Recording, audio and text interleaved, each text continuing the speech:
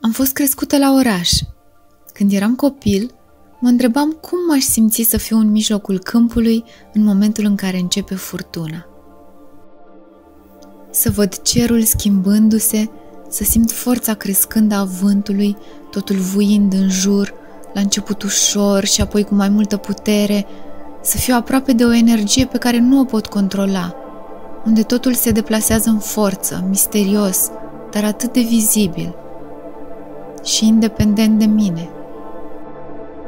Fascinația pentru această intensitate s-a păstrat poate și când am crescut, ceea ce m-a adus aproape de mai multe feluri de furtuni petrecute în mine, decizii radicale, întoarceri de 180 de grade, hobby-uri extreme, călătorii în partea cealaltă a lumii, plonjoane adânci în propriile abisuri, înnotând în ape tulburi, aproape sufocându-mă, neștiind unde și când voi vedea malul celălalt și cum va arăta el. Ne temem de furtună, ne adăpostim și apoi, dintr-un loc sigur, privim fascinați.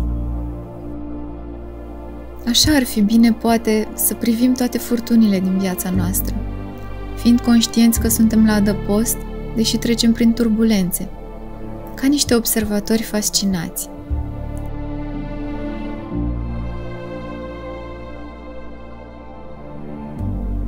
La sfârșit, după ce vântul se potolește, ploaia își rărește stropii, vedem printre genele ude, simțim prin pielea zgribulită o altă lume, mai curată, nou-născută, care seamănă cu cea de dinainte, dar nu e aceeași.